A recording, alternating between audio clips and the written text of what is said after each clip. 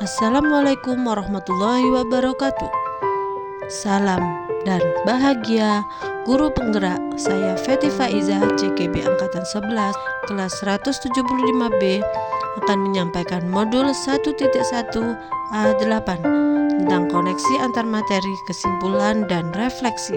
Pendidikan dan pengajaran menurut Ki Hajar Dewantara. Ki Hajar Dewantara membedakan kata pendidikan dan pengajaran dalam arti tujuan pendidikan. Menurut Ki Hajar Dewantara, pengajaran adalah bagian dari pendidikan. Pengajaran merupakan proses pendidikan dalam memberi ilmu atau berfaedah untuk kecakapan hidup anak secara lahir dan batin.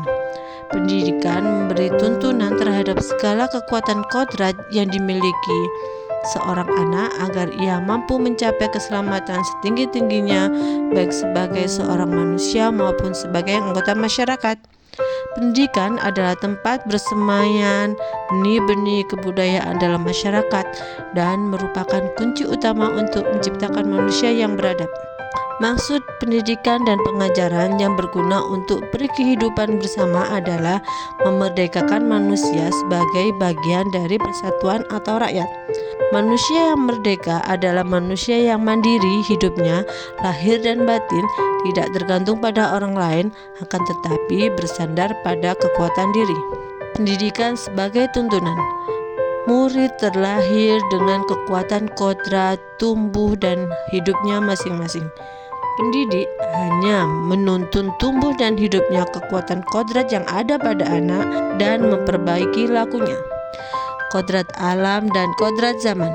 Ki Hajar Dewantara menjelaskan bahwa dasar pendidikan anak berhubungan dengan kodrat alam dan kodrat zaman. Kodrat alam memuat sifat dan bentuk lingkungan. Kodrat zaman mengacu pada potensi bawaan anak tersebut, bakat yang dimiliki, latar belakang etnis, serta lingkungan budaya anak tempat anak tumbuh besar. Kodrat zaman membuat isi dan irama. Pendidikan harus berkembang dinamis sesuai perkembangan zaman. Pendidik harus mendidik anak sesuai tuntunan alam dan zaman sendiri-sendiri tanpa meninggalkan kearifan lokal budaya Indonesia. Pendidikan yang berhamba pada anak adalah pendidikan yang berpusat pada murid.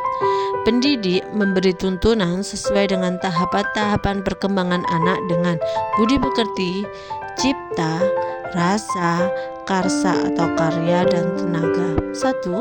Apa yang Anda percaya tentang murid dan pembelajaran di kelas sebelum Anda mempelajari modul 1.1?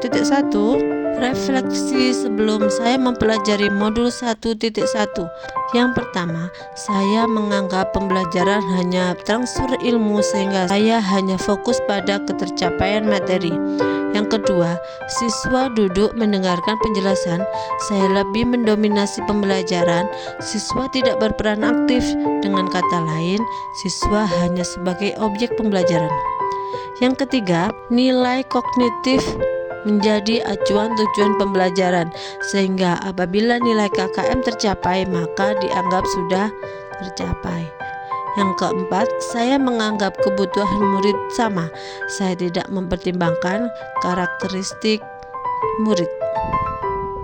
Yang kedua, apa yang berubah dari pemikiran atau perilaku Anda setelah mempelajari modul 1.1?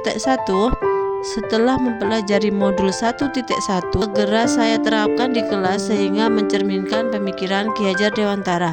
Yang pertama, pembelajaran bukan hanya sekedar transfer ilmu, melainkan menuntun dan memerdekakan murid untuk dapat menumbuh kembangkan potensi yang dimiliki sesuai dengan minat, bakat, dan kemampuan mereka.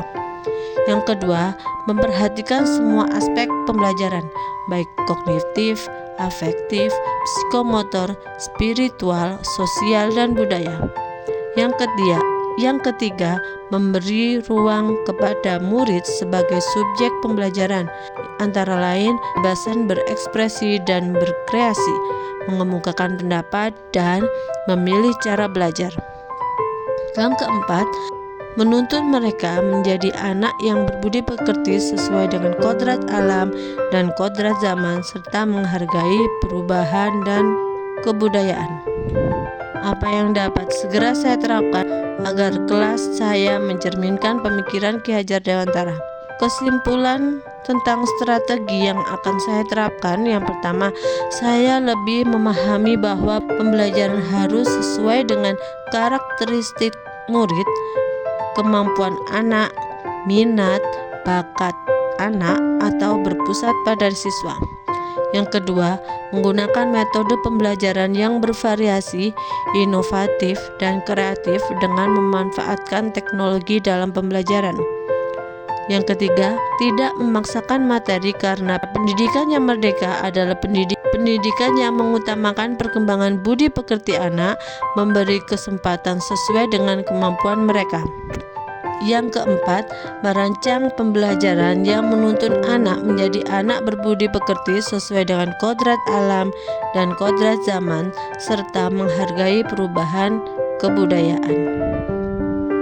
Yang kelima, melakukan refleksi terhadap proses pembelajaran yang telah dilakukan, amati kelemahan dan kekuatan.